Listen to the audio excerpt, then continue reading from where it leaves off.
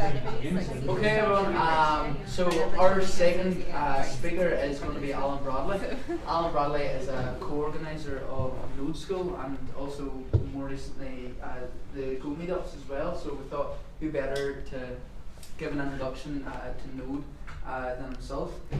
He's worked in sort of various industries from sort of financial to security. I would be a big, I really recommend Node because it's actually what I'm using for my final year project.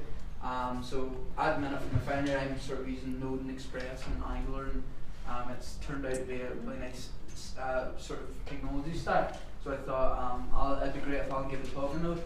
So if you could put your hands together for Alan Bradley.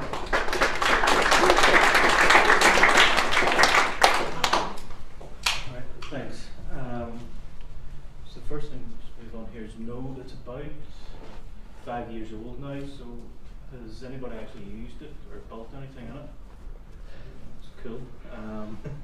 The talk tonight's kind of part history, part sales pitch for Nodeschool and a little bit technical, sort of trying to gauge for everybody. So first thing, I suppose, what is it? It's basically JavaScript, but running on the server, which kind of gives you one language to rule it all, or the madness, is what some would say. So it's kind of worth taking a step back and looking how did we get here. So although Node's 5 years old, JavaScript is about 20 years old now, and it started way back in '95 at Netscape when browsers kind of looked like this and didn't do very much, but it was easy.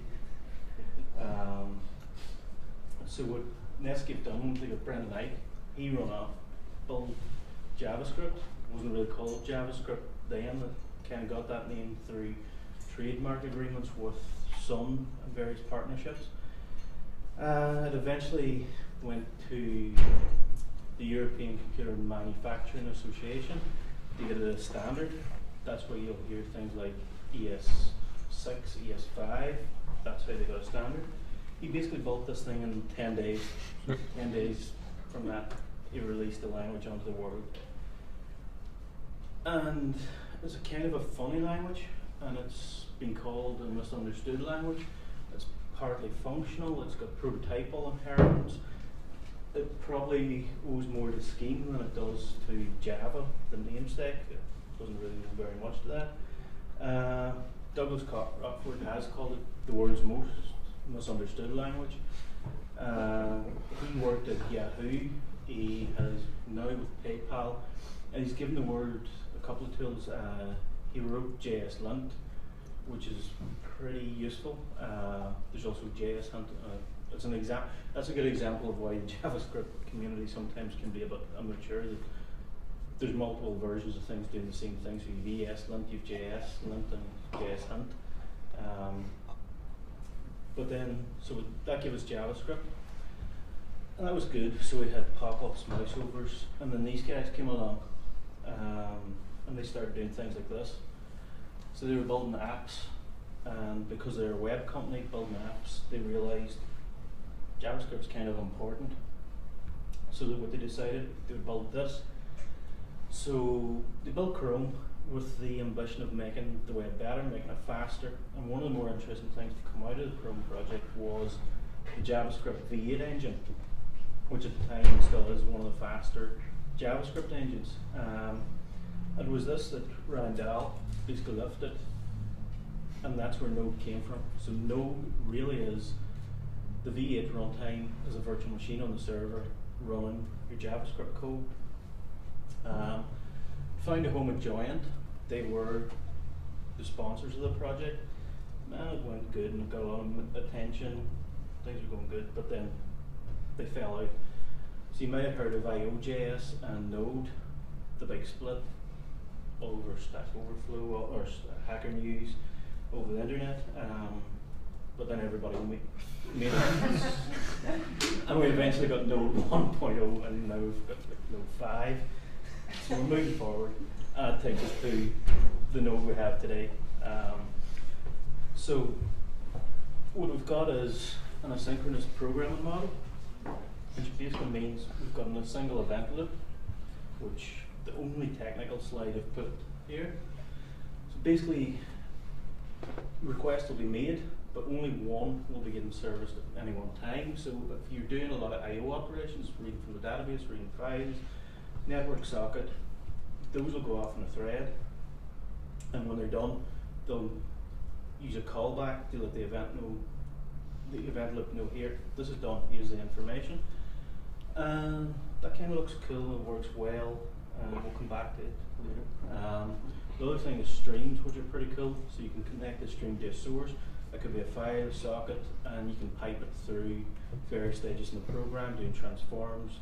And it's good because you don't have to read massive amount of data into memory at once. You can do on parts. Streams. The other cool thing is basically JSON. So a lot of what people are writing these days are APIs. These APIs consume or produce JSON, and because JSON really is a first-class citizen, it's JavaScript. It makes it relatively easy. And these are a couple of the libraries you'll probably have heard of. Happy so Happy and Express are two examples of server-side frameworks that make it easy to write RESTful endpoints. You can also do Node's core library does come with the batteries included, so there is an HTTP and an HTTPS package, so you can create simple servers on their own.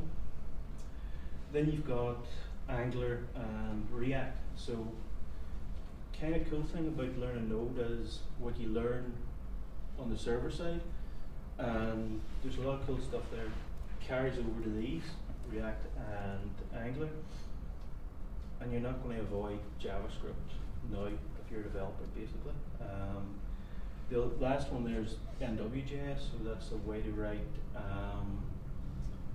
desktop applications in Node. It can be done. Atom, the ID from GitHub is an example. So as well as NPM and NPM's core library, or Node and Node's core libraries, there's also NPM. It's a Node package manager, and that's pretty cool for doing a lot of stuff. So it's a repository of modules that others have published. It's also a command line tool that can help you manage your project, which is probably a talk in its own right. So it's very easy for you to just run npm init. That'll create a package.json. That package.json is used to describe your module. From that, you can do an npm publish. There's a lot of cool things about that. So you have your dependencies. You also have your development dependencies separated, and you can define scripts. So basically, if you put your module, your project into Git, you do your clone, you do your npm install. That's pretty much you up and running. So a lot of cool stuff. But there's a but. So in the last couple of weeks, the left pad stuff exploded, which basically boils down to something like that. Company was starting up with the name of a module that was already published. They sent on the lawyers to developer unpublished and broke people's Node programs. That's not cool. There's also another one out there where Google, I haven't read the details of this one yet because I'm actually writing Go day-to-day now, I'm not doing Node. But Google have proved that if you do an npm install, what you get may not be what's actually on the server. There's a way to do man in the middle or something. I don't know the full details of that. So be wary. I think it applies to any language. Just be wary of pulling your packages and how you pull them. The other thing worth mentioning is callback hell. So the event loop, you basically say, do this. When you're done, call this function. And that's great if you're just doing very small things. If you start nesting those callbacks, you get spaghetti code, and it becomes very ugly, very fast. The good thing is, the way around this stuff is experience and playing with it. And this kind of comes on to one of the really good things about Node, and one of the things they've got right is community. So at one of the conferences, they created the first Nodeschool. Well, they created a module. The module was to teach people how to use the streams.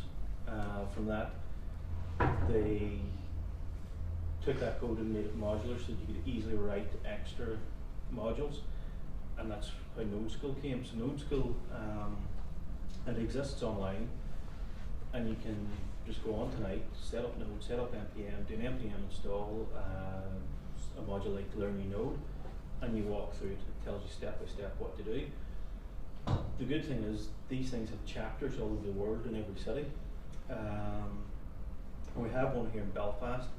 That's our website. The next one will be the 21st of April at all states offices. They actually are doing a lot of Node now. They've been retraining people, so if you're interested in Node, could be a good networking opportunity for students. These are a couple other resources that are quite good, especially those top books by Cayan. They're available free online. I'll give Connor links. The design patterns book is well worth reading through, because things like callback hell and stuff like that, you'll see promises, and promises aren't always an answer. A lot of the new core libraries don't support promises yet. The good parts, it's kind of old now, but there's still kind of a lot of good information in that. It'd be nice if we got an update for ES6, because there's been a lot of stuff added in ES6. Some of it, like the class, I think could add more confusion, because people are going to think they're writing Java as opposed to getting away, you know, creating classes and objects, like functional, do one thing. And that's basically a flight through of Node. So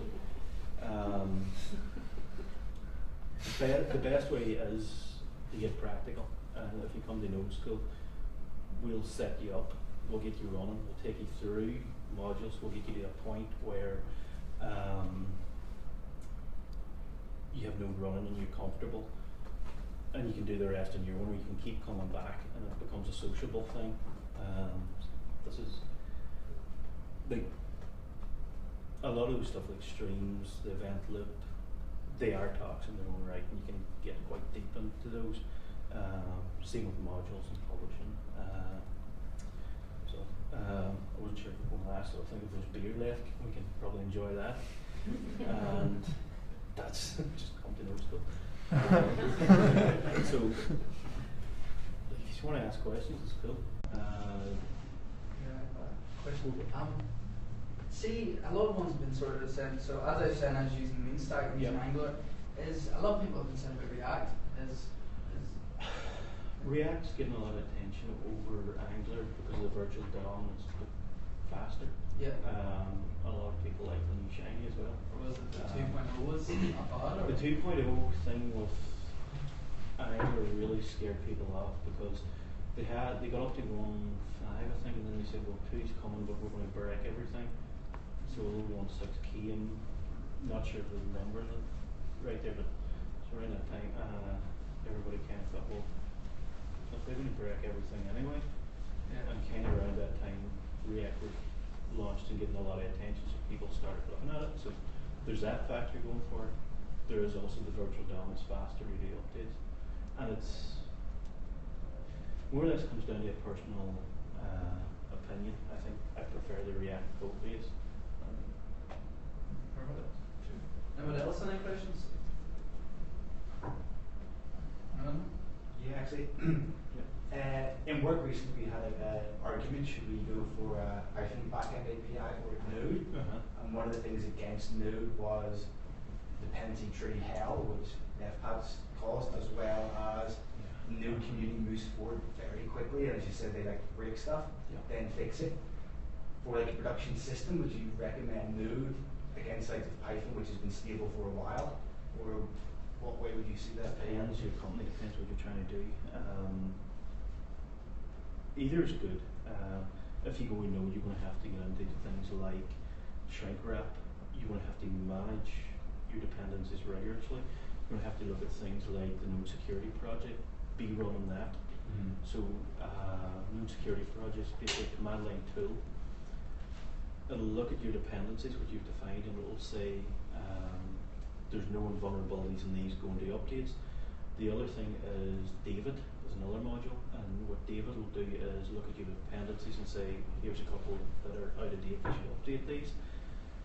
Be explicit, that's how I would treat it all. Don't do version 4.5 star, do 4.5.1, and be delivered in your updates like that. When you're going to production, make sure you've done the shrink wrap, so you've got sealed and know what exactly is going across. Python, to be fair, where their standards are a bit more mature, Node's still fighting over semicolons and stuff like that. It's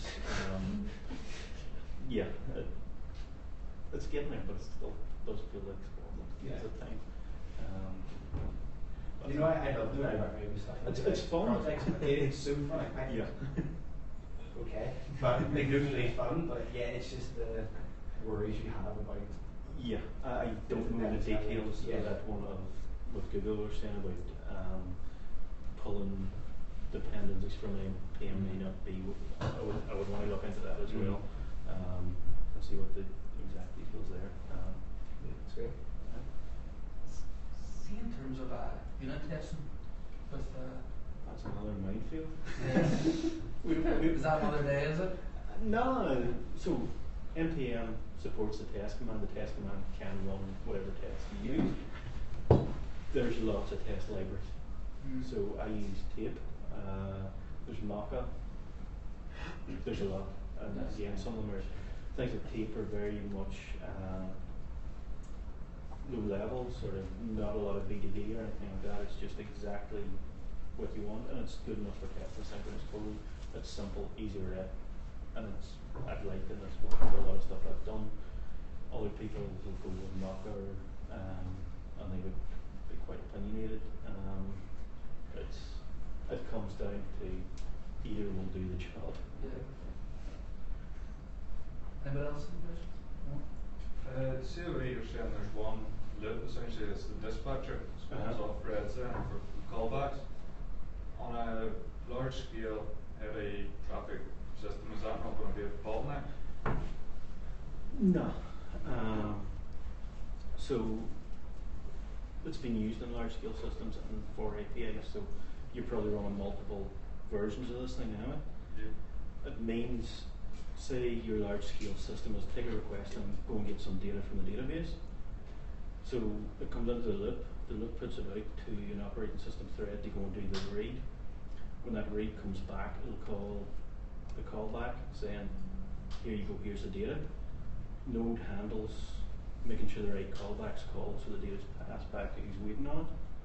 In the meantime, that event loop will pick up another request, process it, send it out where it wants to go. So you are getting concurrency without multi-threaded and thinking about threads, if you know what I mean. Do you think for somebody who's new to programming, the asynchronous model is a better place to start, or should we have maybe going at that level?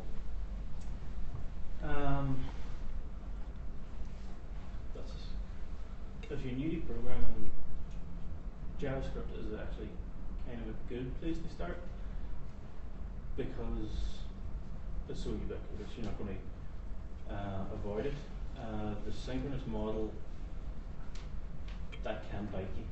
It's like, I used to think Objective-C was a horrible language, but I knew people were starting there. That's all they knew, so they picked it up and it was grand. I don't know anybody that has started from scratch with asynchronous. I've come from other backgrounds. It does take a bit of getting used to. Some of that might be the baggage I'm carrying from other backgrounds. I think given the amount of material out there, Nodeschool tutorials, you could start with Node. You just put your hands together for Alan Bradley. All right.